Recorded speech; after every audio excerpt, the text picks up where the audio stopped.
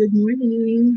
So last time we were able to discuss the different hormones secreted by the anterior lobe of the pituitary gland. That is your adeno hypophysis. Iba, we mentioned about the two types of hormones that it is secreting actually. We have the tropic hormones and the non-tropic hormones. Yung tropic hormones, yung thyroid stimulating hormone, which is also called thyrotropic hormone, adrenocorticotropic hormone that will influence the secretion of the adrenal cortex, and the gonadotropic hormones that will influence the gonads. Okay, and then we have the non-tropic hormones. We have the growth hormone, the melanocyte stimulating hormone, and prolactin.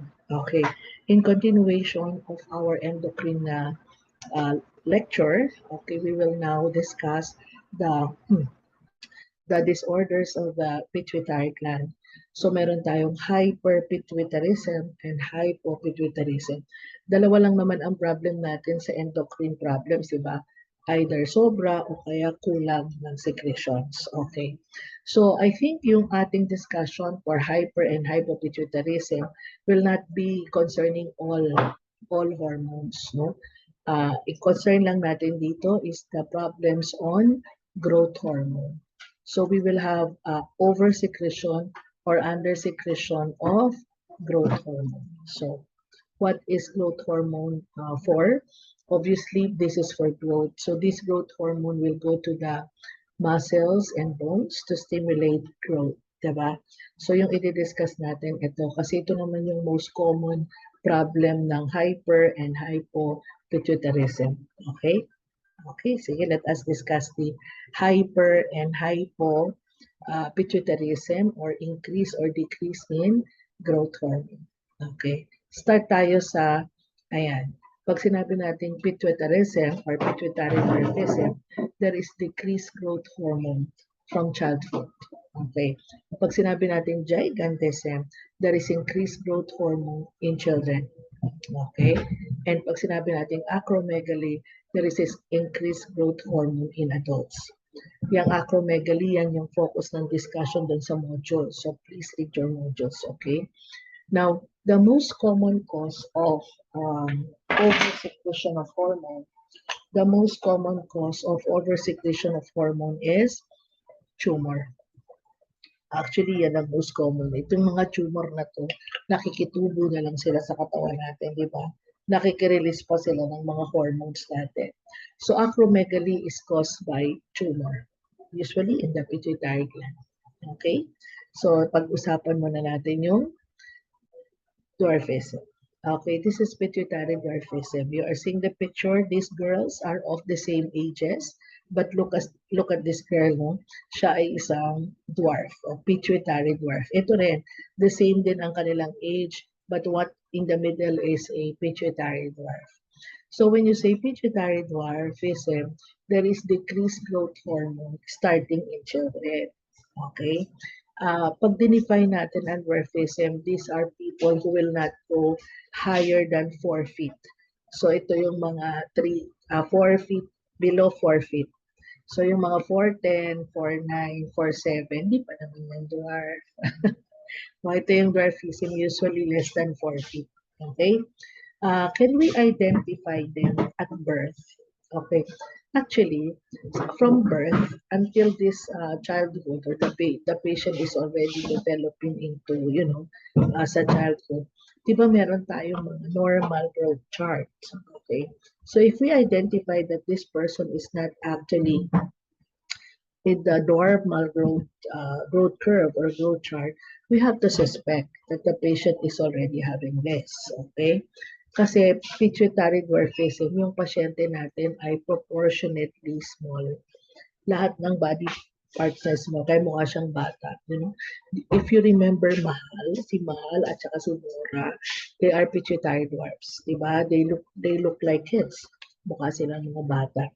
So itong mga bata na to, pag nagde-develop sila at hindi sila nagpa-follow dun sa growth chart natin, we have to suspect if they have this. Bakit? Can we prevent this? Yes, mape-prevent natin to. And the only way to prevent this, of course, is to give them growth hormone. Bibigyan mo lang sila ng growth hormone. Okay? Tapos, lalaki na sila. Pero kapag nagsara na yung mga epiphyseal plates nila, matanda na, kagaya nitong matanda. Ayan. Itong bata, I don't know kung anong age na. Pero kung kasing age na tong mga matatangkad na girls na to, malamang baka hindi na rin siya ma-improve with growth hormone. So, yung growth hormone,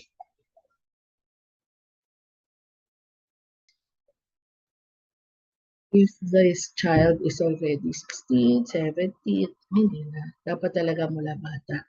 You know, I have seen one patient who was receiving growth hormone. I was a medical intern then, but itong boy na to, he was already about my height. So, mga 4'11 na siya during that time, and he was only, I think, if I'm not mistaken, is 12 or 13 years old. So, the growth hormone really is working. So we really need to assess our patient very well kung nagpo-fall sila doon sa normal growth curve. Kaya nga tayo meron nun if they belong to the 90th percentile, para malaman natin kung yung normal ang growth and development nila. So we can identify these patients who are having pituitary dwarfism. Okay? Now, when we talk about dwarfism, we're not only talking about pituitary dwarfism. Meron pang ibang klase ng dwarfism. Ha? So, for example, yung achondroplastic dwarfism. They are not pituitary dwarfs. The problem is not on the pituitary hormones or the growth hormone. Ang tawag sa kanila ay achondroplastic dwarf. Achondroplastic dwarfs. Ayan, yan ang tawag sa kanila. Okay, the problem is not on hormones, the problem is on genetics. So this is being passed on from one generation to another. This is being transmitted as autosomal dominant. Okay, but this is also maybe seen in children with genetic mutation. Siguro kasi tatanong mo sa akin, Dok, yung kapitbahay namin, ganyan eh. We call them unano in Tagalog, di ba? And we call them midgets in English. Si Dagul is an achondroplastic dwarf. Pag sinabi mo sa akin, Dok, yung ano naman po yung kapitbahay namin normal naman yung tatay at nanay niya bakit sila ganyan? Meron kasing pagkakataon na nagkakaroon ng genetic mutation. Now, in the United States, ayan, nakita mo yung nasa right side, nakokorek na pala yan, diba? The problem in patients with achondroplastic dwarfism are the upper and the lower extremity. Yung ulo niya, normal na size yun. Yung katawan niya, normal ang size mo. Ang problem nila is the underdevelopment of the bones of the upper and lower extremity. Maliit na nga, nagkakaroon pa ng deformity. Diba? Maliit na nagkakaroon pa ng deformity. Pero tignan mo na correct nila. Diba? Itong girl na to, noong 2010, ganyan siya. Tapos kinorek yung kanyang legs. Diba? Nilagyan ng, pinahaba. Nilagyan ng ano tawag dyan? Nilagyan ng implant, no? Para medyo tumangkad na siya. Okay, pati yung kamay niya. Diba? So, it can be corrected. Kasi ito lang naman yung problem. Alright? So, hindi ito hormonal, ha? Ito ay genetic. Ang tawag dyan, achondroplastic dwarfs. Meron pang isang tawag na dwarfs. Ang tawag natin ay cretinism. Okay? Tandaan mo to, ha? Ang cretinism is actually, this is actually hypothyroidism. Congenital hypothyroidism. Hypothyroid. Okay, so ma'am, hormonal din yan. Oo, pero hindi growth hormone, thyroid hormone. So this is congenital hypothyroidism. Ang pituitary dwarfism tsaka achondroplastic dwarfism, they will become physically retarded. Pero pag congenital hypothyroidism, both physical and mental retardation. Now, what is good news about congenital hypothyroidism is it is now preventable. Kasi ngayon, di ba nakasama niya yan sa newborn screening. Sa newborn screening. Yan. So, sa newborn screening, ma-identify na natin yan. At pag na-identify mo yan at birth, madali namang gamutin to prevent mental and physical retardation. The patient will be receiving thyroid hormone. So, thyroid hormone naman ang problema nito, hindi growth hormone. So, pag sinabi natin dwarfs, iba-ibang klase. Merong pituitary dwarfs, may achondroplastic dwarfs, may creatine dwarfs, yung iba mukhang dwarfs na. Joke lang. Okay, so these are the problems on dwarfism. Pero pag anterior pituitary problem, ang tawag pituitary dwarfism. Okay, at ano ang gamot? Steady growth hormone. Ano kaya mga nursing diagnosis? Malamang naman, disturbed body image. Tama. Oo naman. Siyempre, meron siyang problem on physical appearance. Okay. Now, too much of this growth hormone occurring in children can lead naman to gigantism. They can grow very tall, more than 7 or 8 feet tall. Tignan nyo naman yung changes and differences, di ba? Sobrang tangkad. Okay, so ma'am, pwede na po ba silang gamutin? When we identify them, meron na ngayong mga gamot na anti-growth hormone. Mamaya papakita natin yan sa management pag nakita natin yung acromegaly. So gigantism, they become proportionately big. Lahat matangkad, lahat mahaba ang legs, mahaba ang kamay, katawan, everything. Proportionately tall sila. Sobrang laki nila. Okay? This gigantism happens when there is increased growth hormone in children. Okay. But if the increased growth hormone occur in adults, natural hindi na siya tatangkad. So the patient will develop coarse facial features. Malaki yung panga niya, yung kamay niya, yung build niya, yung ilong niya, yung tenga niya, ayun. Lalaki lahat yun. Okay? So lumalaki yun. Yun yung kanyang yun ang kanyang features. Again, what is the most common cause of this? The most common cause of this is tumor. Mga tumor na nakikitubong na lang ay nakikirelease pa ng mga hormones natin. Tandaan mo yan, lagi naman ganun eh. And there are other possible causes. You can check that out in your book and in your module. Okay, so this is acromegaly. Ulitin na, ang acromegaly if there is increased growth hormone in adult. Okay? Ayan.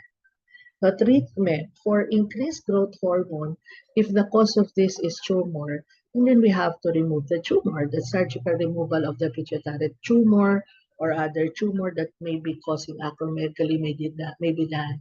This is the preferred treatment. Radiosurgery is use of highly focused external beams of radiation to shrink the tumor. It is most often in patients who do not respond to conventional surgery and medication. And radiation therapy is used in combination with either medical or surgical treatment. Sa medication naman, drugs may be given to reduce the level of growth hormone from the pituitary gland. Ito yung sinasabi ko sa inyo. Meron namang mga drugs that will decrease the production of growth hormone. Cabergoline, given orally, pergolide, given orally, bromocriptine, may be given before surgery to shrink the tumor. Octreotide. Ito yung octreotide. I think this is the one they call growth hormone antagonist. And peglisomat, given by injection for not responding to other forms of treatment. So, meron na tayong drugs that can actually block the production of growth hormone. So, pwede natin ibigay sa kanila. But if the cause of this is tumor, primarily dapat tanggalin yung tumor. Okay? Medication must often be combined with other therapies to treat large tumor affecting surrounding structures. Okay, prevention. There are guidelines for preventing acromegaly. Early diagnosis and treatment, however, will help prevent serious complications, some of which are irreversible. Okay? Ayan. So these are the problems in pituitary gland. Hypo and hyperpituitarism. Hypo, almost associated with pituitary dwarfism, and hyper is usually associated with gigantism or acromegaly. Okay, so yun. Basahin yung book ha, basahin din nyo yung mga modules. Okay, tapos ayan yung pineal gland, ito yung thyroid gland, these are the parathyroid, thymus, pinag-usapan natin yan. The pancreas, okay, and the adrenal glands. We have the adrenal medulla secreting catecholamines and adrenal cortex. Okay, then we have the ovaries and of course the testicles. Okay. Yung ovaries and testicles na yan ay hindi na, yung mga disorders niyan, hindi na natin i-discuss. Okay. So, hormones are actually regulated by what we call feedback mechanisms. The feedback mechanisms can be hormonal, can be humoral, or it can be neural. Yung hormonal control class, it's like this, no? Halimbawa, yung pituitary gland, okay, yung pituitary gland, okay. Yung pituitary gland ay nagpo-produce ng thyroid stimulating hormone.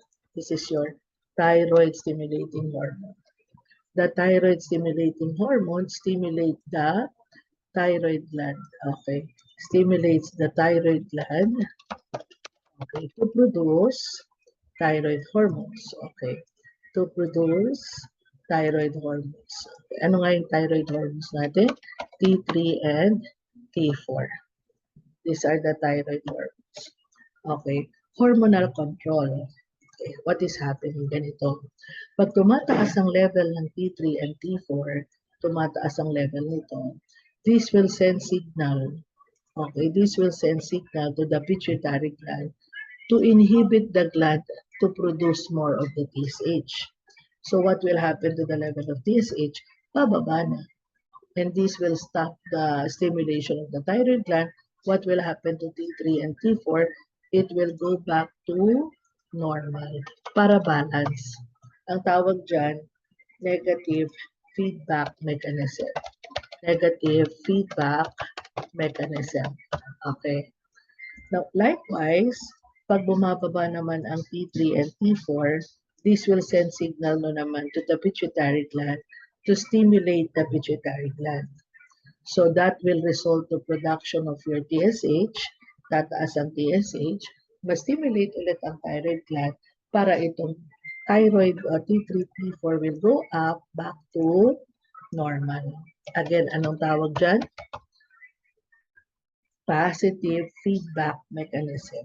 Ayan, ang tawag dyan, positive feedback mechanism. Positive feedback mechanism. Okay, sa negative feedback, yung isa ay positive feedback mechanism. Ganito ang normal regulation of our hormones in the body. Regular. Okay. Regulation. Regular regulation. Normal regulation of hormones in our body. Pag nasira itong mga feedback mechanism, then we know something is wrong. So ito yung tinatawag na hormonal control. Okay. How about humoral control na? Okay. Pag sinabi naman natin humoral control, okay, humoral control, it is not actually the hormone that is stimulating or inhibiting the function of the other one. Okay. So example ng humoral control, halimbawa yung the level of calcium in the blood. Okay. So increase or decrease calcium in the blood will stimulate the release of the hormones. So hindi hormonal yung calcium, ion yan eh. So halimbawa, bumababa ang level ng calcium. Bumababa. Okay. So what will happen? This actually is a stimulus for production of parathyroid gland. Increase parathyroid hormone production. Tama, increase parathyroid hormone production. So kapag tumaas ang parathyroid hormone, what will happen to the calcium level? The calcium level will go up. So increase calcium. Increase calcium ang effect niya. Okay, so pag bumababa yung calcium, tumataas yung parathyroid hormone secretion and the effect of which is to increase the calcium. So ang tawag naman doon, humoral control. Eh ma'am, pag tumataas naman po yung calcium, sorry. Pag tumataas naman ang calcium, ano naman po ang mas stimulate? Pag tumataas naman ang calcium, okay, this will stimulate the release of your calcitonin. Okay, so this will actually increase the release of calcitonin.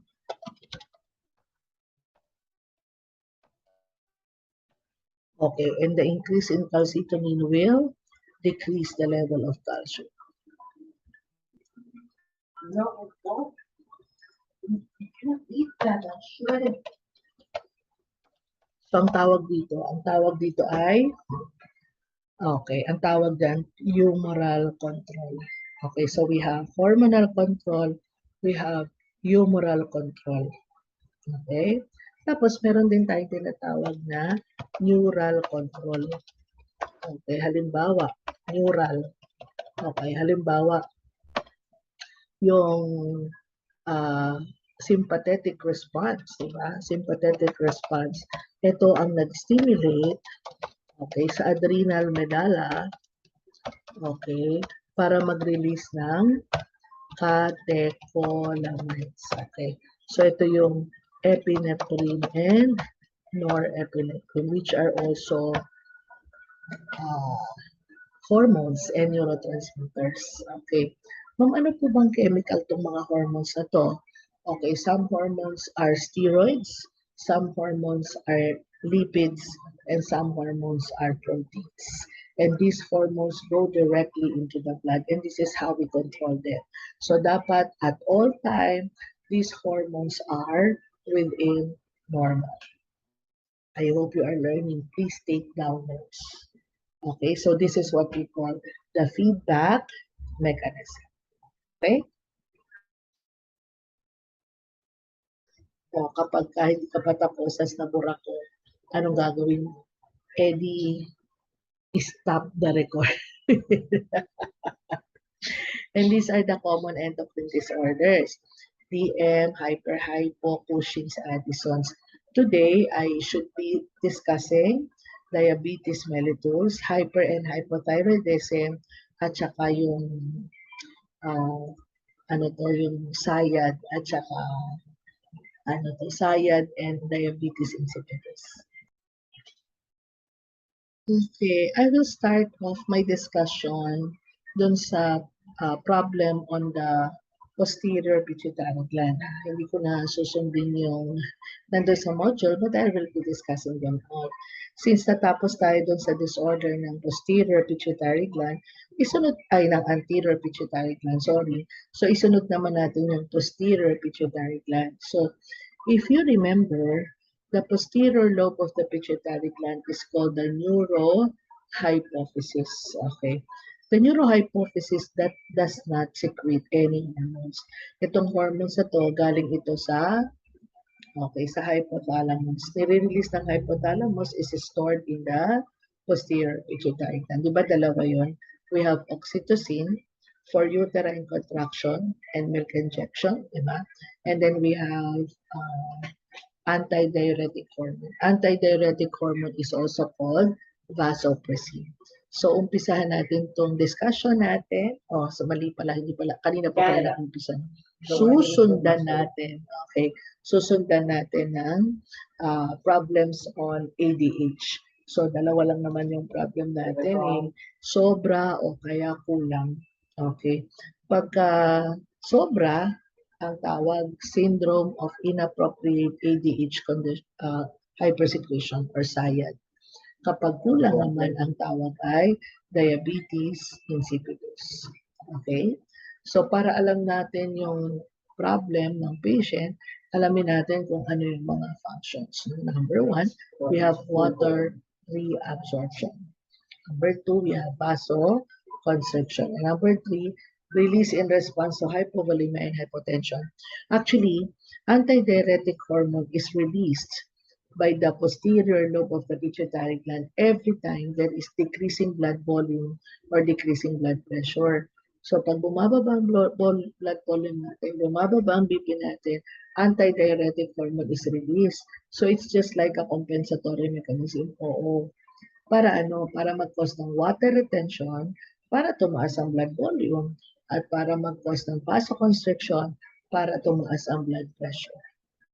Okay? So under normal circumstances, they are released kapag bumababa ang blood volume at bumababa ang blood pressure because it can cause water retention and vasoconstriction. So ang tawag natin, if there is decreased ADH secretion ay diabetes insipidus. If there is increased ADH secretion, ang tawag natin ay SIAD, Syndrome of Inappropriate ADH Secretion. Let us discuss that. Okay. Isa natin sa diabetes insipidus. Okay.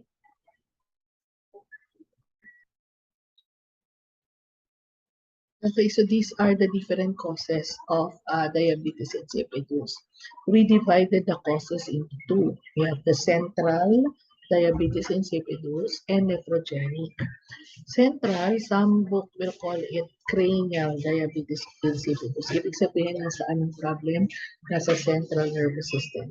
Pag sinabing nephrogenic, saan ang problem? Sa kidneys. Bakit ganun? Bakit may dalawang focus ng problem? Kasi the antidiuretic hormones, they will act on one, di ba sabi natin, they will cause water retention. So, ang action niya nasa kidneys, tama? At saka mga nasa blood vessel. So, yung central diabetes insipidus, ang problema mo nasa brain. Hindi talaga ito nagpo-produce ng antidiuretic hormone. Okay? Pag sinabi mong nephrogenic, the problem is on the kidneys.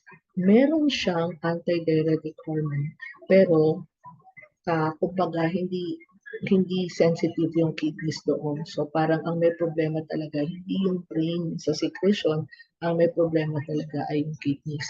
Kaya meron tayong central, meron tayong nephrogenic. Ang dami namang causes, ma'am. Oo. Pero alam mo ba kung ano yung common?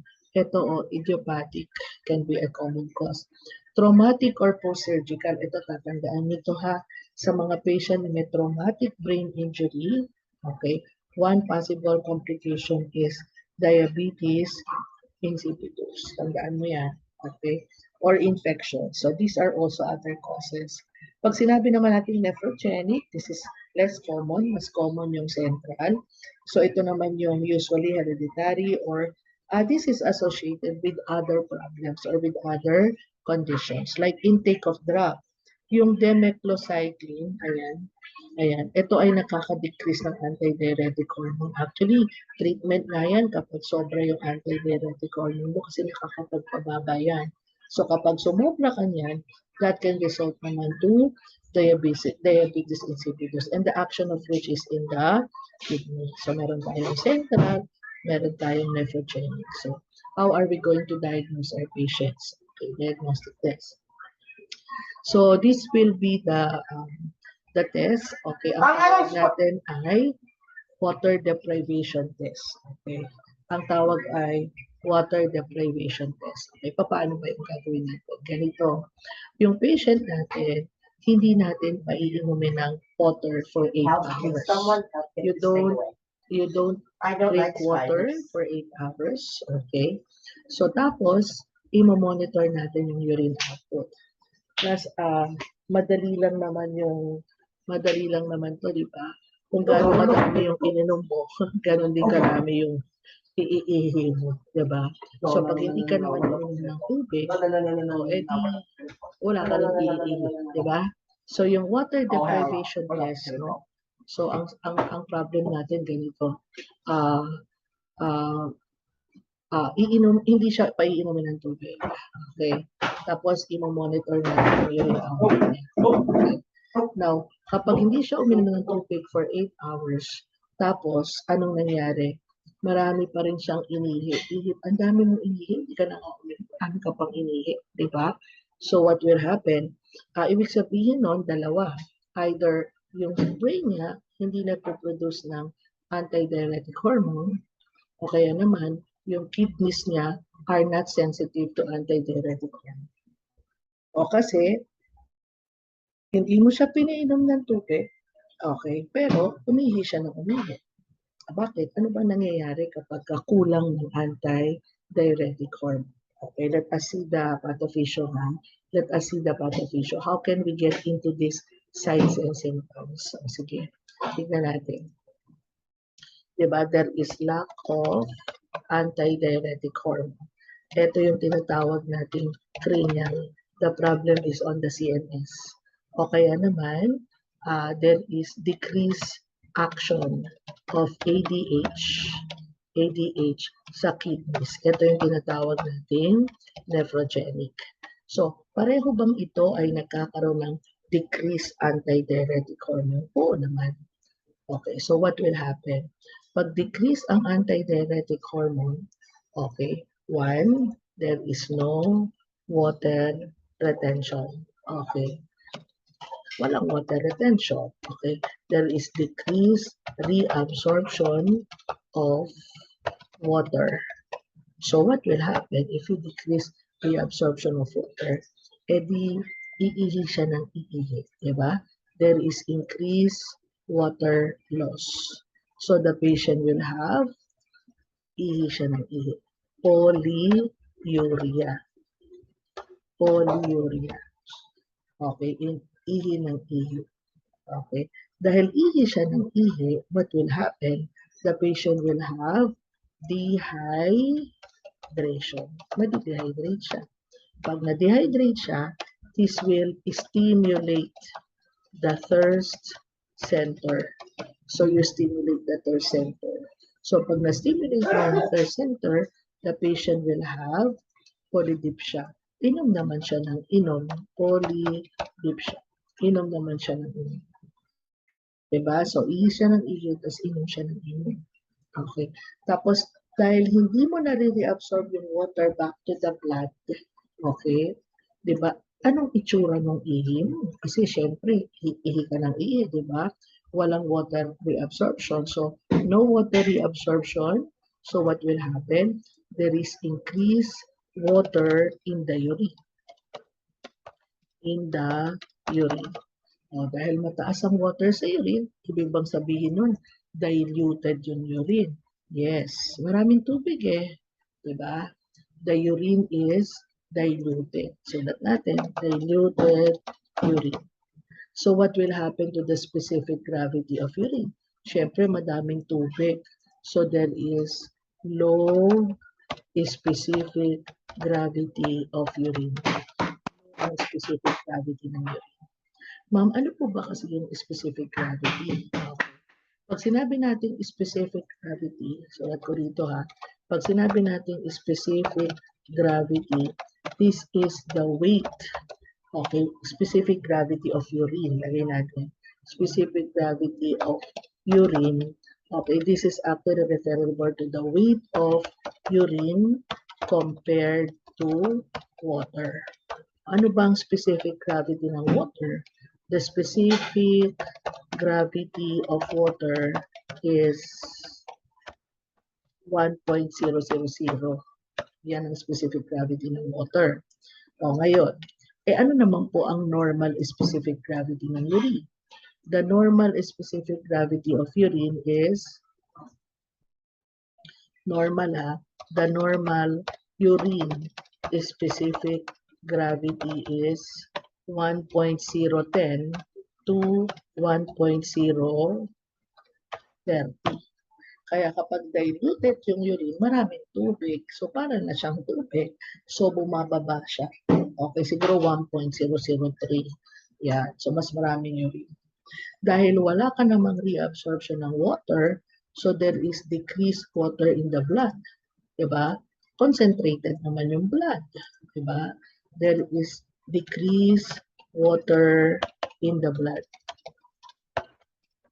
So what will happen to the concentration of the plasma naman? There is increase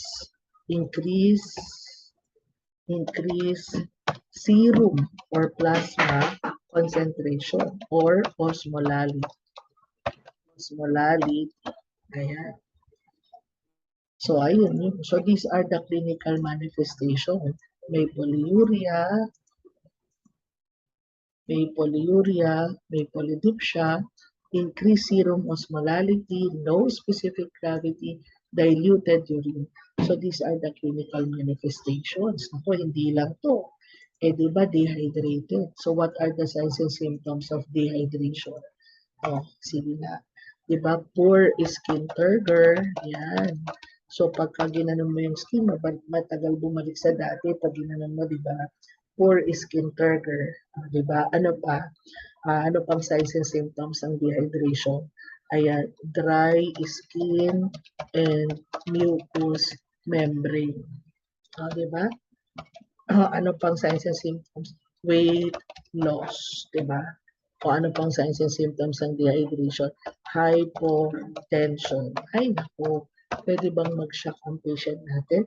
Oo, anong type ng shock? Hypovolemic shock. And what did I tell you?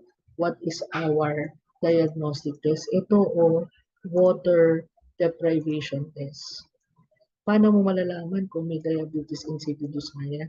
Huwag mong painumin ng tubig for 8 hours. Dapat, kung hindi ka iinom ng tubig, hindi ka rin iihi. Diba? Kaya ano nangyari? After the water deprivation, umihi pa rin ang umihi yung pasyente. Ibig sabihin nun, the patient has no antidiuretic. Following ba? I hope you are getting this. Clear. If you have questions, please ask them sa GC natin, ha? Magtanong sa GC. Okay? Okay. I hope everyone naintindihan mo sana. Okay? So, let us now proceed to the nursing diagnosis. I will erase. So, what are the different nursing diagnoses? Obvious ba?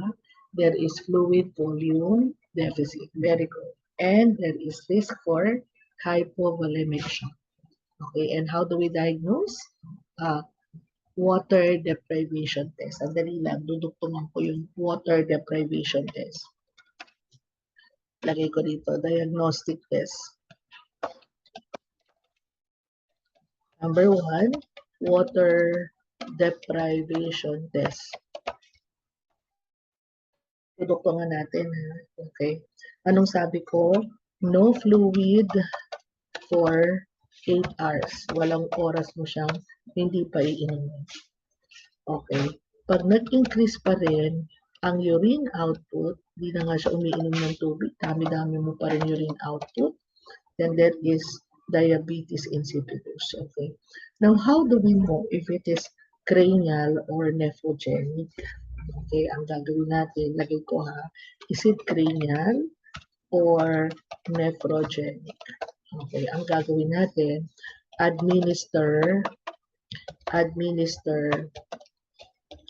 desmopressin. Desmopressin is desmopressin. This is ADH.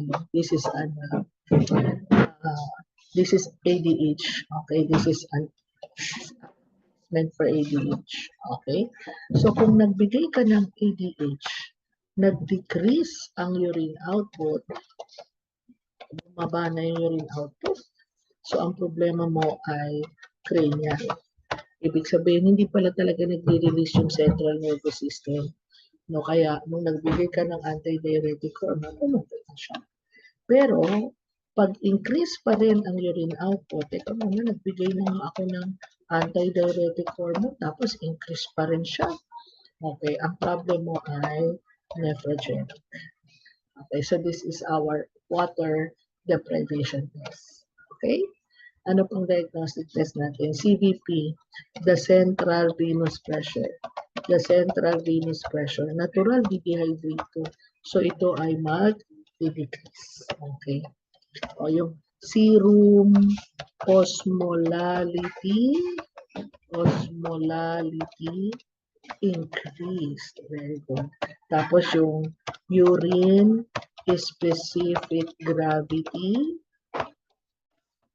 okay, decrease. Ayan. Ito yung mga pwede nating i-check na diagnostic test, no? Okay. Ma'am, paano kung i-check mo naman yung serum specific gravity? Kapag serum specific gravity, syempre concentrated, mataas. Okay, this is increased. Ayan. So these are the different diagnostic tests. And these are the different nursing diagnoses. Okay, and how do we manage? Management, okay. Meron pala tayong fluid volume deficit. So, anong mga management natin? Obvious ba? Increase fluid intake. Monitor intake and output. Monitor vital signs. Weigh your patient daily. Same clothes, same time, and same weighing scale. At ano nga yung problema natin? Kulang po siya ng anti-diuretic hormone. Kaya yung bibigay mo, bigyan natin siya ng anti-diuretic hormone. This anti-diuretic hormone is called desmopressin, and it is available as nasal spray. And how do you know if desmopressin has been effective? Obvious ba? We have to monitor urine output. Pag bumababa na yung urine output, o tumataas na yung specific gravity ng urine output, ibig sabihin, nagkakaroon na ng water retention. This is called diabetes insipidus. Sobra or kulang? Kulang. Kulang ng anti-diuretic hormone. Pwedeng kulang galing sa brain or kulang because of the less effect of your kidneys. I hope we are learning. So, pag alam mo yung problem mo, pag alam mo yung action ng hormones, alam mo yung signs and symptoms, either sobra or kulang. Di ba, ma'am, baliktaran din sila? Actually, yes, baliktaran lang sila. Baliktaran lang yan. Pero, I do not want you to memorize na baliktaran. Ang gusto kong i-remember mo yung action ng hormones. Excuse me. Kasi kapag ang action ng hormone ay alam mo rin yung problem mo. Dalawa lang naman yun eh. Kung hindi sobra, kulang. Okay? So this is the kulang. Pupunta naman tayo sa sobra. Pag sobra, ano naman ang tawag? SIAD, Syndrome of Inappropriate ADH Secretion. Okay. Tignan mo yung causes, ang dami-dami rin cause, oo. So you can also classify them as either sa brain problem o kaya sa kidney yung problem. Diba? Kasi ang action ng kidney ay nasa anti-diuretic hormone. Ano po yung pinaka-common dyan? Well, I think the most common here is tumor, malignancy. Okay, and there are drugs also that are causing this. Okay, so kagaya nito, yung small cell lung cancer, di ba sabi natin, tumor sa lungs, tapos nagre-release ng anti-diuretic hormone. Yes. So ganun din, either cranial or nephrogenic, and these are possible causes. Okay, so let us see. Sobra naman daw ang anti-diuretic hormone. Sobra. We will do a little of pathophysiology, ha? Tignan natin. Magaling kang mabuti. There is increased anti-diuretic hormone secretion. So, what will happen? There is increased water retention. Okay? There is increased water retention. Increased water retention. So, pag maraming water retention, what will happen to your urine? O, hindi ka masyadong iihi, di ba? So, there is oliguria. Okay? Okay, so, kukonti ang tubig sa urine. Okay, di ba? Kasi na-reabsorb mo eh. So, this will lead to decrease water in the urine. Decrease water in the urine. Kaya nga siya nagkakaroon ng oliguria. O, pag decrease ang water sa urine, so what happens then? Decrease water in the urine, so there is high, okay, very good, specific gravity of the urine. There is also high urine osmolality. Ano ibig sabihin ng osmolality? Concentration. So, yung urine niya ay concentrated. Okay. So, dahil increase ang water retention, meron siyang hypervolemia. Dadami yung tubig sa blood. Hypervolemia. So dahil maraming tubig sa blood, what will happen to the amount of the solutes? Natural, bababa. So there is dilutional hyponatremia. Wala naman talagang hyponatremia. Kaya lang bumaba yung sodium kasi natremia. Kasi, ayun, kasi maraming tubig. Okay? So there is hypervolemia. Class, tignan mo mabuti ito, nakalagay dito. Di ba ma'am, wala siyang edema, dry mucous membrane, wala siyang ganito. Bakit ma'am? Okay, no dry edema. O dry mucous membrane, poor skin turgor. Okay, kasi yung tubig nag-concentrate sa blood vessel.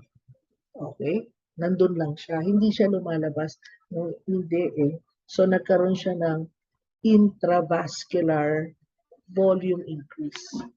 Di ba ma'am, pag tumataas yung blood volume, magli-leak out yung fluid. So magkakaroon siya ng edema. Hindi nga eh. Kasi least likely they will develop edema of the systemic edema. Hindi mo makikita yung bipedal edema. Okay, rather, makikita mo pa dry mucous membrane or skin turgor. Ito yung type ng fluid volume excess na hindi prominent ang bipedal edema. Pero alam mo ba kung anong prominent? Okay, so what will happen to the level of sodium in the blood? The level of sodium in the blood will decrease, and the most sensitive cells to sodium changes are the brain cells. Again, the most sensitive cells to sodium changes are the brain cells. So halimbawa, ito yung brain cells. Mababa ang sodium dito. Decrease sodium sa labas. Okay? Increase natural, mas mataas dito. Increase sodium dyan. Okay? Dahil mas mababa ang sodium dito kaysa dito, osmosis happens. Ano nga yung osmosis? Osmosis is the movement of water from lower concentration to higher concentration. Dahil mababa ang sodium dito at mataas ang tubig dito, tama ba? Mas mataas ang sodium. So what will happen to the water? Water will enter the cell. Water will enter the cell. Ano mangyayari dun sa water? Ano mangyayari sa cell? Magkakaroon ng swelling of the cell. Diba? Mababa sa loob. Yung tubig papasok sa loob. Okay, from lower to higher concentration. Kumbaga, the water is attracted to where there is high sodium. So, ano mangyayari dun sa brain cells? The brain cell will swell. Kasi mas maraming tubig. Naku, delikado yan. Anong cell to? Brain cell. So, that can lead to cerebral edema. This is the worst edema that can happen in Samayan. Hindi bipedal edema, cerebral edema, which can lead to what? Which can lead to altered level of consciousness. This can lead to altered level of consciousness. Yeah, these are the clinical manifestation of SIAD naman. So there is oliguria, there is high specific gravity and increased urine osmolality, hyponatremia, hypervolemia. Ma'am, pag may hypervolemia po, may hypertension po. Pwede siyang magkaroon ng hypertension. But least likely to develop bipedal edema, hypertension. Okay, ano yung most dangerous edema that can happen? The most dangerous edema is cerebral edema, and there is altered level of consciousness. This is SIAD. Right? So, sana natututo tayo. Ano naman ang nursing diagnosis natin kapag SIAD? Ang nursing diagnosis ay, syempre kanina, fluid volume deficit. Ngayon, fluid volume excess. Hypervolemia. It is concentrated inside the blood vessel. And there is altered level of consciousness, and there is risk for injury. Okay, so how do we manage? Treat the underlying cause. Okay, ano ba yung cause? May tumor, tanggalin mo yung tumor. Ano ba yung cause? May infection. Ay, i-treat natin yung infection. Diba? Tapos, ang dami-daming tubig sa loob. O, ano gagawin mo? E di, bigyan natin ng diuretic. I-treat natin like this. So, ano nga yung ating nursing diagnosis? Fluid volume excess. Hypervolemia. Isa-isahin natin. One, we have to restrict fluid. Okay, restrict fluid. Then number two, restrict sodium. Because sodium attracts more water. Monitor intake and output. Monitor vital signs. Weigh patient daily. Same time, same clothes, same weighing scale. Okay? Okay. Ma'am, bakit nakalagay doon replace sodium if needed?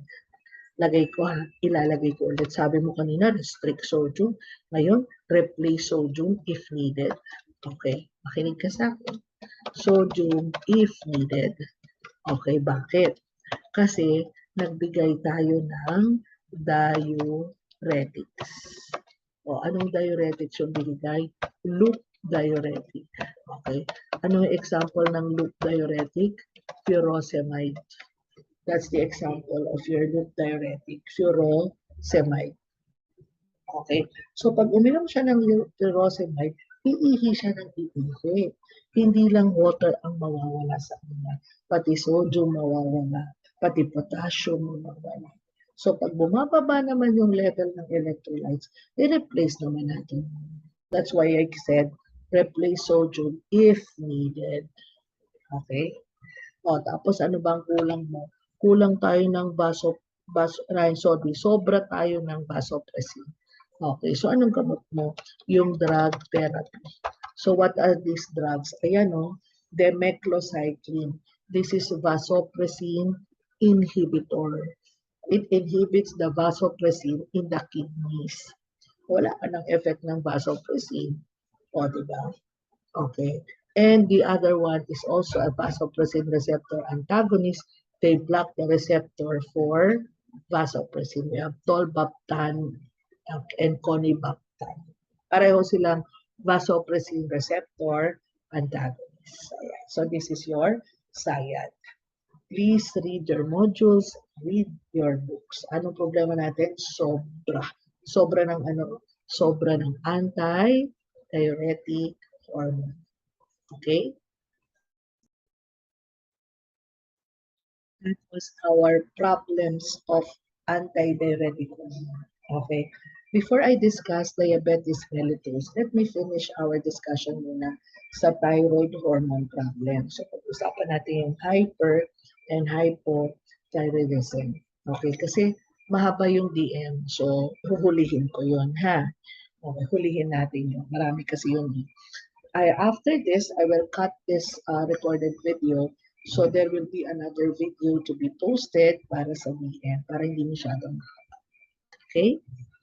Please read your books, read your modules, okay? Take all your chances to learn. Okay? Sige, let's talk about thyroid hormones and its problem. Sabi ko sa inyo, pag alam mo ang function ng hormones, alam mo na yung problem mo. Dalawa lang naman yan eh. Either hyperthyroidism or hypothyroidism. Let us have the function first. So we have triiodothyronine. This is T3. Triiodothyronine. Ayan. T3. Okay. And then we have tetraiodothyronine. Or this is also called T4 or thyroxine. Okay.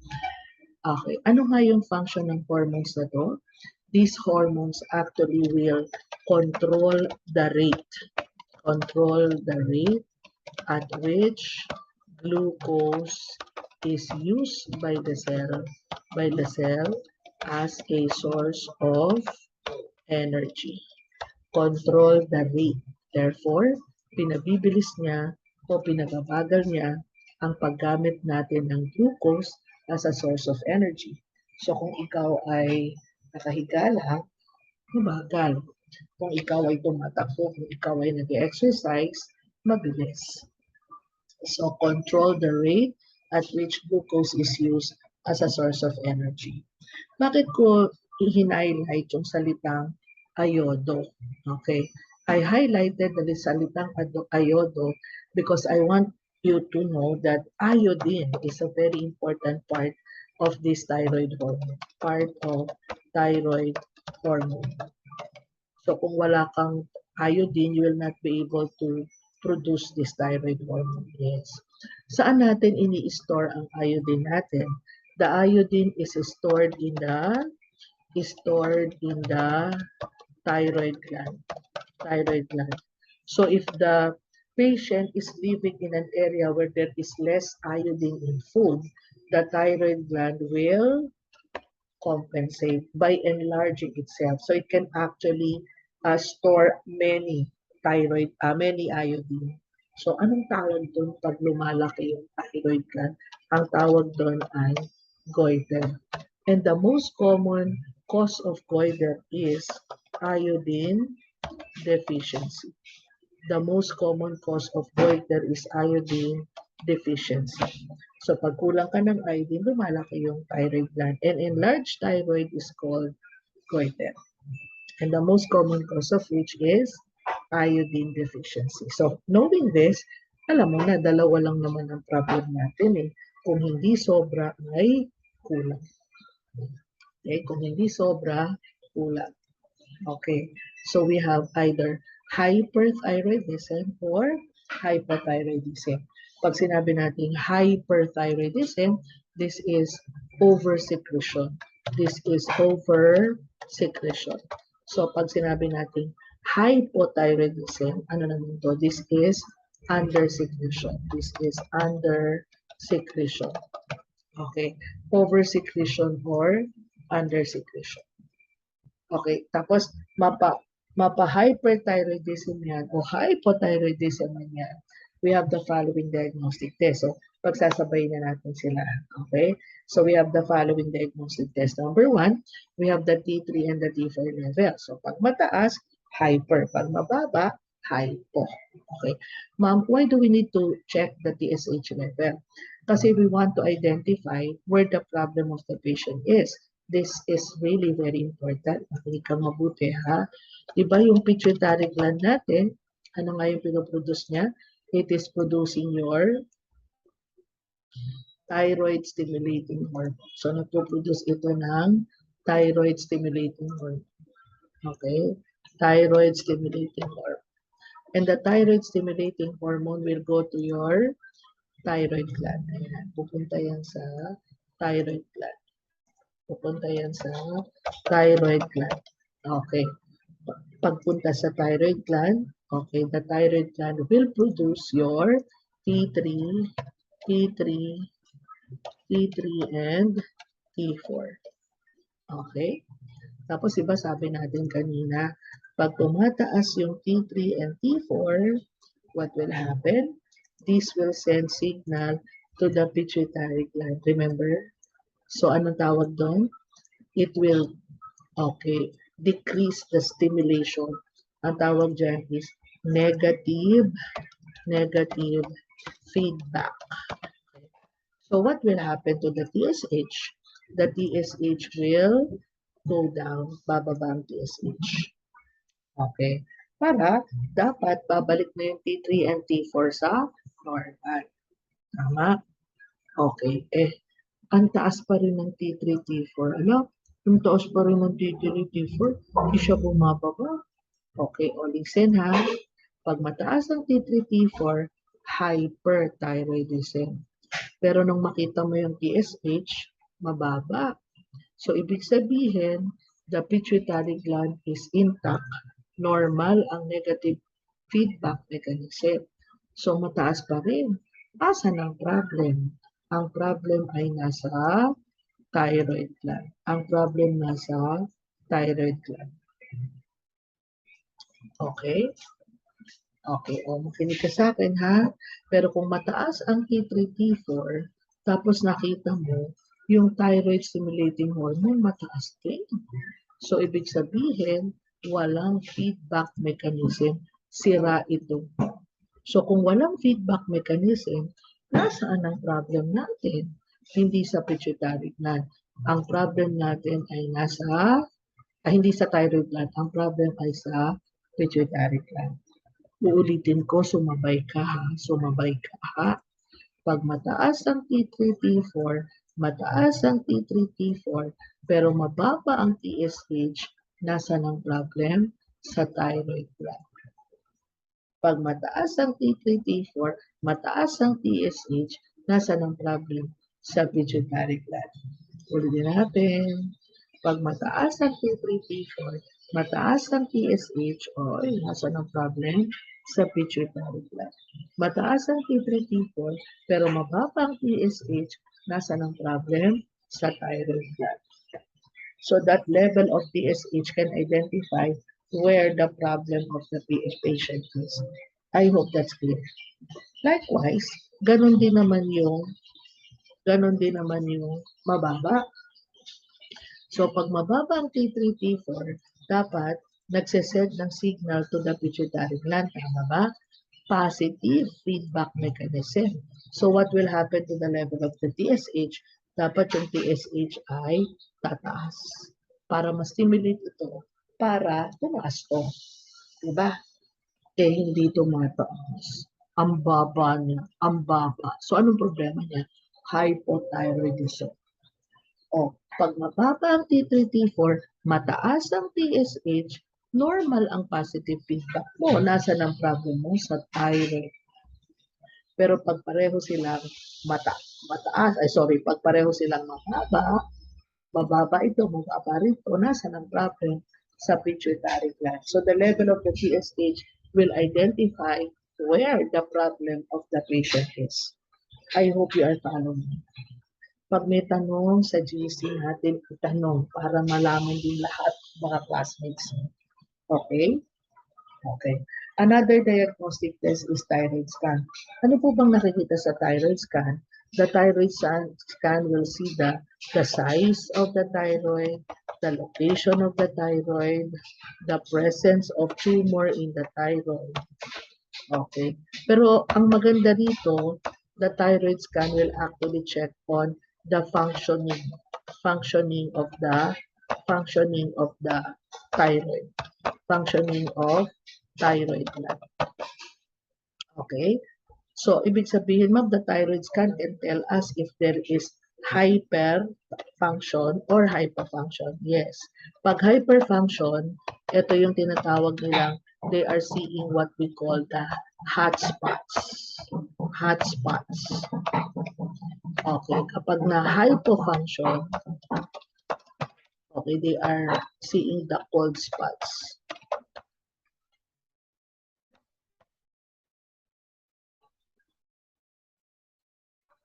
Ano ba yun? Cold spots sa'yo. Okay, so yung thyroid scan, yan ang ma-identify. Kaya pinagsabay na natin ito, madali. Okay. Ma'am, ba't pa natin sila ipapa-ultrasound? Nakikita naman pala sa thyroid scan. Oo nga. So yung ultrasound, parang sa thyroid scan, makikita mo yung size, yung location. Okay. Makikita mo rin kung mayroong thyroid tumors. Okay, tumor yung pala, sorry. Palitan natin. Ma-identify din natin kung may thyroid tumor. Okay? Dito rin, ma-identify din natin kung may thyroid tumor. Okay? Pero dito sa thyroid ultrasound, hindi niya makikita kung hyper o hypofunctioning yung gland. Pero the ultrasound can differentiate the tumor if solid or cystic. Solid or cystic. Okay, so kung solid or cystic, makikita ng thyroid ultrasound. Pero sa thyroid scan, hindi. Sa thyroid scan naman, makikita mo kung hyper or hypofunctioning. Pero hindi mo naman makikita kung yung tumor ay cystic or solid. Okay? Okay, and then we have ECG.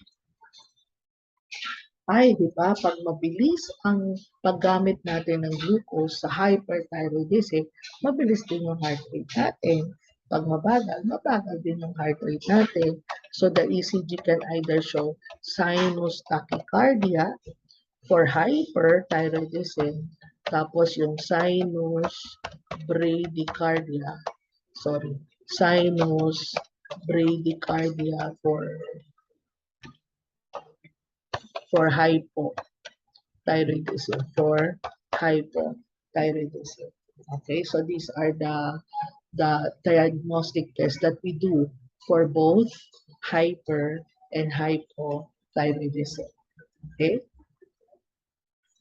Alright, then we will be discussing dalawa lang ang problem. Kung hindi sobra, pula. Okay, so let us start off our discussion with hyperthyroidism. Let me erase this one now. Okay. Then we have hyperthyroidism. Okay. What are the different causes of hyperthyroidism? Tapos we will have our pathophysiology. Okay. Causes. Number one most common cause of hyperthyroidism is what they call the Graves' disease. Okay. We do not know the exact etiology of this, pero sabi nila this is now possible autoimmune. Okay. This is more common among females. Okay. Stress is also a risk factor. Diba? Okay. Pero pag sinabi mong Graves' disease, yan, dapat meron kang tatlong components. Pag wala itong component na to, or wala yung isa sa mga component na to, hindi yan Graves' disease. So, dapat meron siyang enlarged gland. Okay? Dapat meron siyang exophthalmos. Okay? At dapat meron siyang signs and symptoms of hyperthyroidism. Ang tawag natin, thyrotoxicosis. Okay? So, kapag meron itong tatlo na to, that hyperthyroidism is called Graves' disease. So, kung may enlarged gland, may thyrotoxicosis, pero walang exophthalmos, hindi Graves' disease yun. Hyperthyroidism and Graves' disease are reversible. Gumagaling sila. Pero, yung exophthalmos, hindi nababalik sa dati. Okay? So, ito yung one possible cause, yung Graves' disease. Okay? Number two, we have thyroid adenoma. Diba sabi ko sa inyo, mga tumor na nakikitubo na lang, nakikirelease pa ng mga hormones natin. Okay, so this is your thyroid adenoma. Okay, ano pa? Yung thyroid drugs. Halimbawa, yung patient natin may hypothyroidism. So, bibigyan natin ng levothyroxine. So, tataas naman yun. Mag-hyper naman sila. Diba? Pwede yun, no? Okay. And then, of course, ang sabi sa libro natin, rarely daw, yung thyroid cancer. So, thyroid cancer can rarely cause hyperthyroidism. Pero ang pinaka-common talaga dyan yung Graves' disease. Okay. So, all of these causes can lead to what? It can lead to increase T3 and T4. Increase T3 and T4. So, this is hyperthyroidism. Ano nga ulit ang function ng T3 and T4? Control the rate. So, dahil marami siya, so what will happen to the rate of metabolism? Mabilis, o mabagal? Mabilis. So, that is increase the rate, okay, at which glucose is used by the cell. Glucose is used by the cells, okay, as source of energy. So, mabilis ang paggamit natin. Wala ka namang ginagawa. Nakaupo ka lang. Pero yung body mo, ginagamit niya yung glucose as a source of energy. So, yung tinatawag natin hypermetabolic rate. Nakaupo ka lang, nakaganyan ka lang. Pero yung energy mo, grabe, ginagamit. Para kang laging nag-exercise. Bakit mo ginagawa? Nakaupo ka lang. Okay? Wala, natutulog ka lang. Pero yung katawan mo, grabe, hypermetabolic yung katawan mo. Lahat ng system ng body, hypermetabolic. So, lahat mataas. Pati CNS, oo. There is increased CNS activities. Okay? So, yung patient natin, lahat mabilis eh. So, yung patient natin, irritable. Yung patient natin, restless. Lagay natin, the patient becomes irritable, restless, hyperactive siya. Lahat ginagawa siya ng gawa. Okay? Hindi lang yan. Mataas ha. Increase din ang sympathetic. Pati sympathetic, increase sympathetic activity. So, pag nag-increase ang sympathetic activity, what will happen? Or the patient will have tachycardia. The patient will have tremors. The patient will have palpitations. Okay. O, diba? Kasi mataas din yung kanyang simpa. Okay. Pati yung sweating. Kasi simpa yan eh. Nagsusweat out yung patient natin. Lahat mabilis. Okay. Dahil mabilis ang paggamit ng cells, what do you think will happen to the weight of the patient? Weight loss or weight gain? Siyempre, weight loss. Ang bilis niya pumayat. Wala man siyang ginagawa. But the energy is being used. The fats break down into becoming energy. The glucose breaks down to becoming energy. So, nagkakaroon siya ng weight loss. Okay. Naku, hindi lang yan. Pati GI tract, mabilis. Okay. Increase GI motility and secretion. So, what will happen? The patient may have diarrhea. Magdadiarrhea pa siya po. Okay? So, ito ngayon yung tatawagin nating hallmark. Ano ba yung hallmark? Sige, ganito ha. Dahil gamit tayo ng glucose as a source of energy, alam nyo kapag gumamit ka ng glucose as a source of energy, we release heat. So, subukan mo magpabalik-balik dyan sa pinto ng bahay mo, sa kwarto mo, pinto, bahay mo, sa kwarto mo, mga 3 beses. Ha? Hingal na hingal ka, diba? Okay. Tapos, ang init. Okay. Because when we produce energy, we release heat. Nagre-release tayo ng heat. Okay? Kaya yung mga pasyente nito, nakaupo lang sila. Wala silang ginagawa. Pero gumagamit sila ng energy. So, release sila rin release ng heat. So, initan na initan sila lagi. This is the hallmark. Okay, ang tawag dyan, heat intolerance. Kasi nagre-release sila ng heat. Lagay ko ha, this is the hallmark o in the clinical manifestation. Ang init kasi nagre-release sila ng heat. Okay. O, palalain natin. Naku, lumala. Yung pasyente natin, sobrang dami ng T3 and T4. So, pag sumobra yung dami ng T3 and T4, plus this is what we call thyroid crisis, or this is also called thyroid storm. So, pag sobrang dami ng T3 and T4, ay naku, what will happen? Yung tachycardia mo, hindi lang basta tachycardia, nagkakaroon na siya ng tachyarrhythmias. Nagkakaroon na siya ng hypertension. Ay, grabe. Okay. Tapos yung heat intolerance, diba release ka ng release ng heat, diba? So the patient will have hyperthermia. This is an emergency.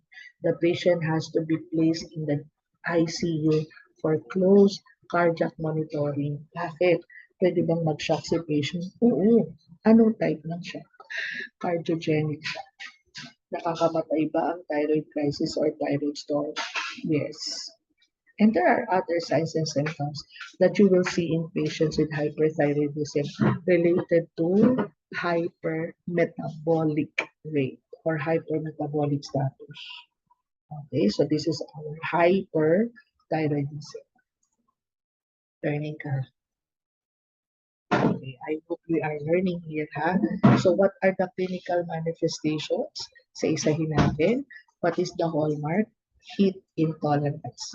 The patient will have diarrhea, tachycardia, tremors, palpitation, sweating, irritable, restlessness, weight loss. Yan, very good. Okay. So ano kaya mga nursing diagnosis natin? So nursing diagnosis will include, ito na yung mga signs and symptoms mo. These are the signs and symptoms. So nursing diagnosis may include, ano kaya, basahin natin isa-isa, gawin natin isa-isa. So these are the signs and symptoms. I hope everyone is done. Okay, makikita mo ito yung patient natin. Heat intolerance, exophthalmos, enlarged gland, tachycardia, localized edema. Kapag babae, merong menstrual changes, init, konting init, initan sila. Okay? So what are the nursing diagnosis? Lagay muna natin dito. O sinulat na natin yung mga diagnostic test ha. So nursing diagnosis include heat intolerance. Heat intolerance is a nursing diagnosis. Okay, ano pa? Imbalance, nutrition, less than body requirements. Because of the CNS changes, risk for injury, risk for fall. Tama ba? Okay. Ano pa? Risk for shock. Anong type ng shock?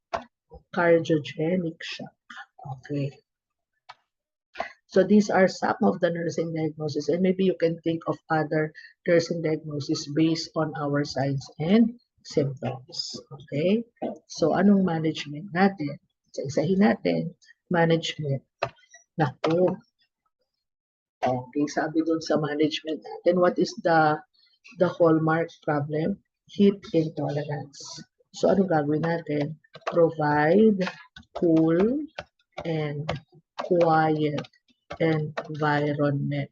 Hindi mo siya pwedeng ilagay dun sa ward, may irita yan. Hindi mo siya pwedeng ilagay dun sa private room malapit sa mga elevator or sa nurse station. Maingay din. Naiirita sila. Doon sila sa dulo. Okay. Dapat sa bahay naman, bawal sila nung katabi ng mga videoke o karaoke. Baka pumatay sila ng tao. Joke lang yun. Okay. Kasi madali silang mairita. Okay? So, provide cool and quiet environment. That's very important. Then, the diet of the patient ay nagtatai. So, high protein, okay? High caloric diet. Tama ba? Kasi kailangan talaga nila ng calories. Kasi ang bilis nilang maka-use up ng glucose as a source of energy. So, high protein, high caloric, high residue diet. Kasi nga nagtatai, di ba, may diarrhea. Okay, high residue diet. Okay. O ano pa? Number 3, syempre, provide rest. Okay. Provide rest. Okay. Then, promote safety. Promote safety measures. Okay. Promote safety. Syempre naman, natataranta to. Okay. Ano pa? Ano pa? Okay na yan? O, sa independent interventions. Okay. So, anong gagawin natin? Ay, sobra pala siya ng thyroid hormone. Di bawasan natin, di ba? So, we may have drug therapy. So, anong drug ang ibibigay natin? We will give our patient anti-thyroid drugs. So, para mabawasan yung secretion ng thyroid hormone. So, pag tinanong kita, ano naman ang adverse effect nito? Baka mag-hypothyroidism naman siya.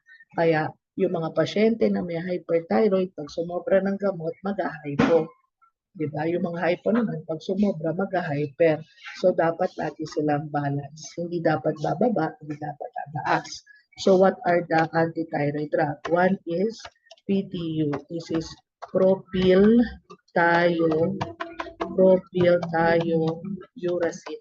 Okay. This is a very good drug. No? It decreases synthesis of T3 and T4. Magdi-decrease ang synthesis ng T3 and T4. Again, what is the primary adverse effect? Hypothyroidism. Maganda tong drug na to, even safe in children. Okay. So, pwede natin ibigay.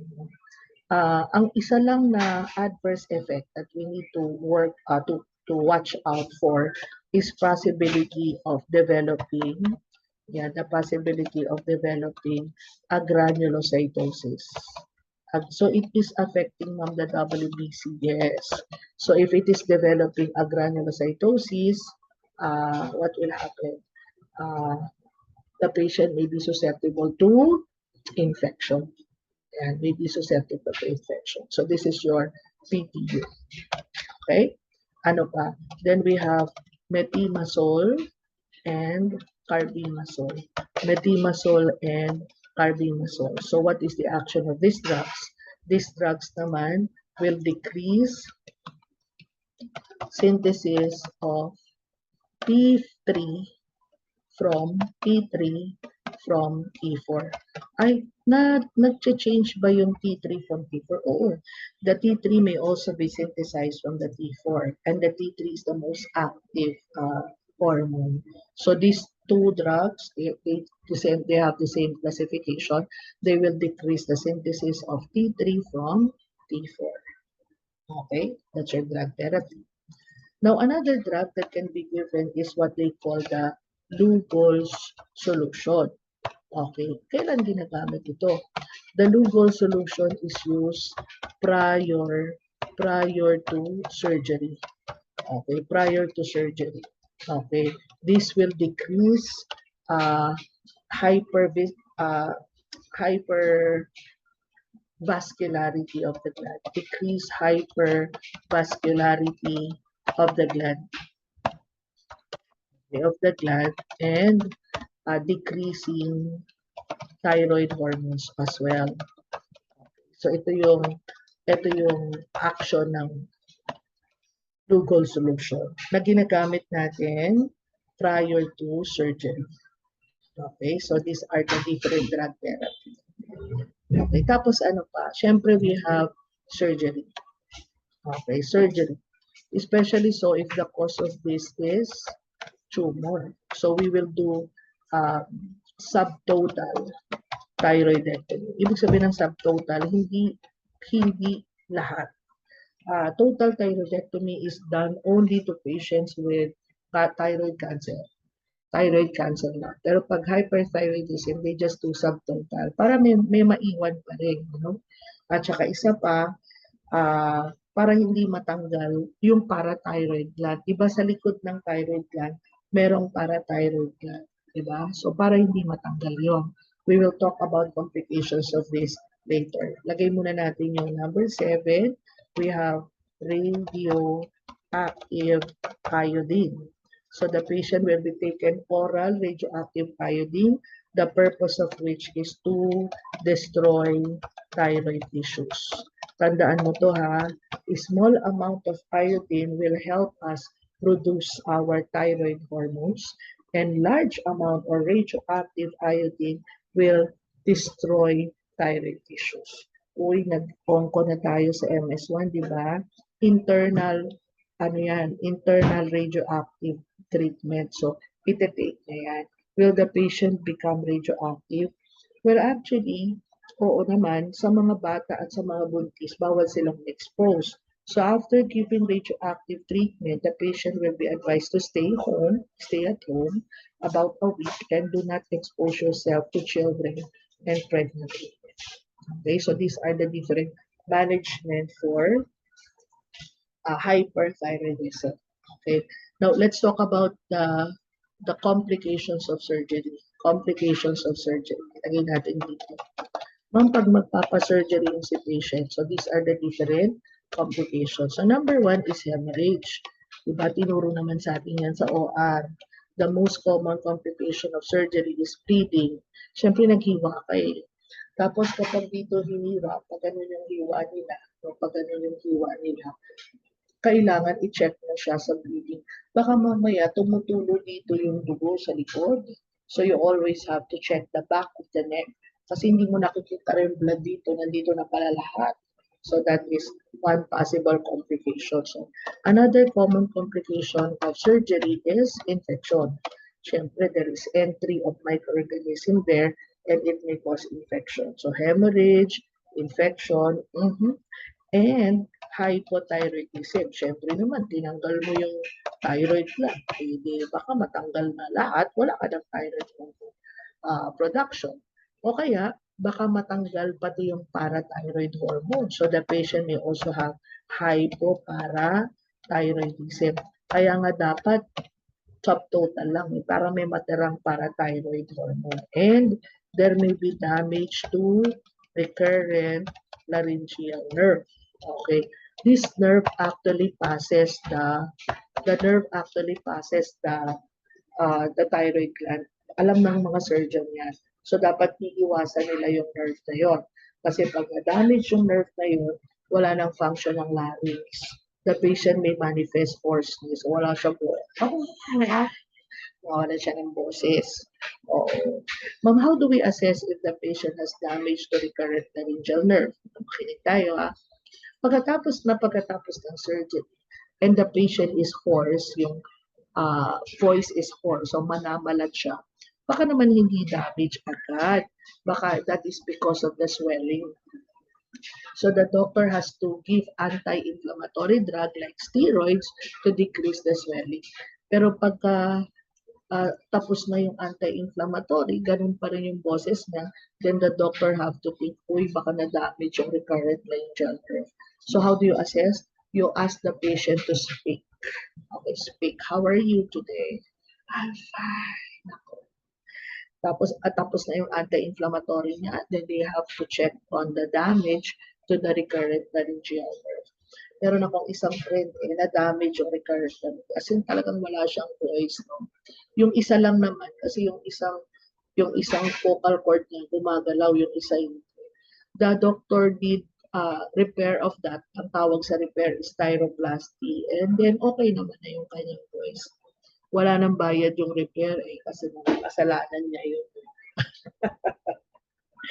Okay, so these are the different complications of surgery for hyperthyroidism. I hope we are learning.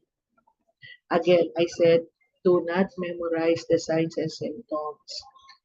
Remember the function. Kasi pag alam mo yung function, alam mo yung signs and symptoms. At dalawa lang naman to, either sobra or kulang. Okay? Alright. So now let us proceed to hypothyroidism. Okay? So kung ikaw ay may hyperthyroid, syempre meron din tayong hypo. Let's talk about the different causes. No? Number one, sa hyperthyroidism, the most common cause daw is Graves' disease, which is also an autoimmune. Dito sa hypothyroidism in the United States, they say the most common symptom ay Hashimoto's thyroiditis. Again, sabi nila it can be autoimmune. We do not know the exact etiology. Pero sa Brunner and Sudar, this in the United States, they say this is the most common cause of hypothyroidism. Okay, ano pa? Yung congenital, pinanganak siya na wala na siyang thyroid hormones, di ba? Di ba pwedeng mag-develop ng mental and physical retardation. Ang tawag natin dito, di ba, cretinism. Naalala mo yung discussion natin kanina. Okay. Yung mga patient na nagpa-total thyroidectomy, di ba, tinanggalan ng thyroid gland, hindi natural, wala na siyang thyroid gland, mag-hypo naman yan. For those patients who are taking anti-thyroid drugs, bumaba naman masyado yung thyroid hormones mo, diba? Yan. So, anti-thyroid drug, total thyroidectomy, or even tumor also. Yung mga tumor, pwedeng mag-cause ng hyper, pwedeng mag-cause ng hypo. Pareho silang pwedeng maging cause. Okay? So, these are the different causes of hypo naman, thyroidism. So, what will happen? Gawa tayo ng pathophysio natin. Siyempre, pag may hypothyroidism, there is decreased T3 and T4. Mababa naman yung T3 and T4. That's hypothyroid. So, ano nga ulit ang function ng T3, T4? Control the rate. So, pag mabagal din yung rate, decrease the rate, no? At which glucose is used by cells, is glucose is used by the cells to produce energy. Ayun. No? So, ang bagal naman natin mag-produce ng energy. Mabagal naman. Decrease the rate at which glucose is used as a source of energy. So, ito yun. Decrease the rate. Okay? Decrease. So, ito naman yung tinatawag nating hypometabolic state. Diba? Hypometabolic state. Kanina hyper. Ngayon naman hypo. So, lahat naman ay mabagal. Kahit mag-exercise ka na mag-exercise. Ang hirap ma-burn ang fats and calories kasi sobrang bagal. Kahit anong takbo mo, tumataba ka pa rin. Okay, so kanina, associated with weight loss. Ngayon naman, this is associated with weight gain naman. Diba? Tumataba naman siya, sobra. At ang hirap mag-lose ng weight kasi lahat mabagal. Ma'am, pati CNS po babagal? Oo. Pati CNS babagal. Okay? Decrease CNS. Kaya yung mga pasyente na to, pwede rin silang magkaroon ng slowing of intellectual function. Bawal ito pag exam. Intellectual function. The patient may also have loss of memory. Kaya yung mga patient na matatanda, bago natin sabihin na nagkakaroon na sila ng Alzheimer's or dementia, okay, kailangan muna i-check natin yung thyroid. Baka naman hypothyroidism lang. Baka naman hindi naman Alzheimer's disease. We need to check that. Kasi lahat may mabagal. Mabagal lahat, ma'am. Pati sympathetic mabagal. Oo, decrease ang simpa. Dahil decrease ang simpa, what will happen? The patient will have bradycardia. Natural, pag nagpa-bradycardia yan, nag-hypotension yan. Diba? O ano pa, decrease ang sympathetic effect. Okay. Bradycardia, hypotension, wala na siyang tremor, wala na siyang palpitation, wala. Pero delikado to. Pwede rin siyang mag-shock. Ano naman type ng shock? Hindi cardiogenic din kasi baka magkaroon na ng heart block yung kanyang heart, di ba? Ma'am, pati GI tract mabagal. Oo. So instead na diarrhea, the patient will have ano naman? The patient will have constipation. The patient will have constipation. At dahil hindi mo ginagamit yung energy mo, okay, hindi ka nagre-release ng heat. Kaya itong mga pasyente na to, ito naman yung kanilang hallmark. Cold intolerance. Okay. Konting lamig lang, ginaw na sila because their body is not producing it. And take note, yung susunod kong i-discuss is really, really very important. Okay? Pag narinig mo itong symptom na to, hypothyroidism ang dapat mong isipin. Okay? Since the glucose is not used as a source of energy. Hindi ko na idudugtong ha, isusulat ko lang dito ha. Okay. Since the glucose is not used or decreased use of glucose as a source of energy, decrease use of glucose as source of energy. So what will happen? There is decreased metabolism of carbohydrate. Diba yung glucose carbohydrate? Oo. Sige, tignan natin. Diba yung glucose, yung carbohydrate, pag din-break down mo yan, magiging polysaccharides. So, alala mo, pag bin-break down mo yung polysaccharides, magiging disaccharides. Pag bin-break down mo yung disaccharides, magiging monosaccharides. Monosaccharides. Pag bin-break down mo yan. Yung monosaccharides, ito yung glucose. Tama. Are you getting it? Okay? So, ano nangyari dito? Hindi natin nagagamit yung glucose. Di tataas ang glucose, hindi natin nagagamit. Di tataas to, hindi natin nagagamit. Di tataas to. So what will happen? These polysaccharides accumulate in the interstitial space. Ang tawag natin doon, mixed edema. Tandaan mo ang salitang yan. Kasi yan ay nakikita lang sa hypothyroidism. This is also being referred to as mucinous edema. Okay? There is accumulation of mucin. Ano yung mucin na yan? Polysaccharides. Okay? In the interstitial space. So, saan mo siya makikita? Una, pwede mo siyang makita sa paa. So, parang bipedal edema, parang ganon. Pero hindi ganon ang characteristic. Pag bipedal edema, di ba, the skin is shiny. Di ba? It is swollen. Okay. Now, kahit naka-record lang to, paki-check mo muna sa Google Images mo kung ano yung itsura ng mixed edema na makikita sa paa. Sana sundin mo ko para matuto ka. O, nakita mo na. O, anong itsura ng skin? The skin becomes dry, brownish to yellowish,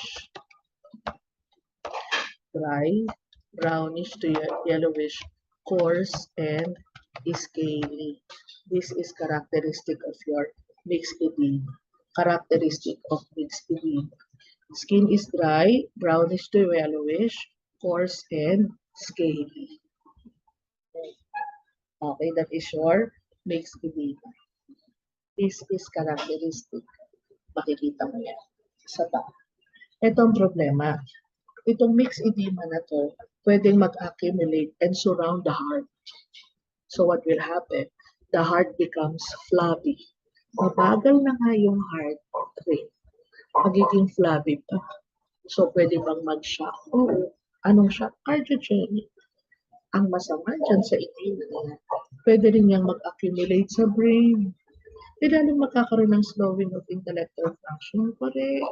So this patient may develop what we call mixed edema coma. This is the most dangerous crisis happening to patients with hypothyroidism. And what will be your priority if patient with mixed edema coma? The airway. You have to maintain patent airway. Tatandaan mo, airway is always a priority. Tandaan mo yan, ha? Tandaan mo yan. So the manifestations are weight gain, cold intolerance, constipation, bradycardia, hypotension, slowing of intellectual function, loss of memory, and mixed edema. Pati ito problema. Okay, so this is your hypothyroidism. Taba naman ang pasyente natin. Alright? Okay, so what will be your nursing diagnosis naman and management? Let us see, ha? Okay, isulat nyo yun. Okay, so those are the signs and symptoms. Ayan. Okay, and nursing diagnosis, mag-nursing diagnosis muna tayo. Nursing diagnosis include, okay, cold intolerance. This is a nursing diagnosis, diba? Imbalanced nutrition more than body requirements. More than body requirements. O ano pa? Risk for impaired skin integrity. Or there is already impaired skin integrity. Diba? Okay, there is risk for infection, of course. Risk for infection. There may also be risk for shock. Risk for shock. Alright? Okay. So these are the different nursing diagnoses. Okay? So ano naman yung ating management? Okay. Management natin. Number 1, we need to provide kanina cool and quiet environment sa hyperthyroidism. Ito, we need to provide warm blankets. Okay. Ang libro natin sa Amerika galing. So kung sa Amerika galing to, syempre malamig doon, warm blanket. Sa Pilipinas naman hindi. Pero kapag malamig, you can also provide this, di ba? O, provide warm blankets, skincare. Okay. Monitor monitor vital signs, especially temperature, the core body temperature. Bakit? Baka mag-hypothermia yung patient mo. Kasi nga yung management na to, according to our book, syempre American book yun. In fact, nakalagay doon, one of the roles of community nurses in the United States is to monitor core body temperature of patients with hypothyroidism. Kasi malamig nga dun to prevent hypothermia. Okay? Ano pa? Diet.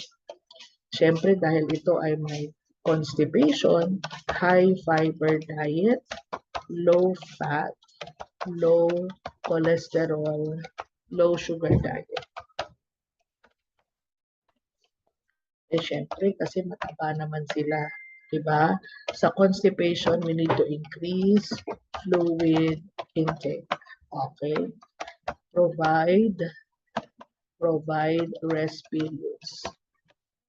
Okay? Promote safety.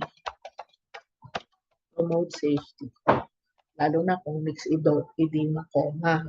Eh, kung mixed edema sa skin lang, we have to do your skin care. Okay? So, ano pa? Monitor vital signs, very important. Okay na yan. Maybe you can think of other independent interventions, di ba?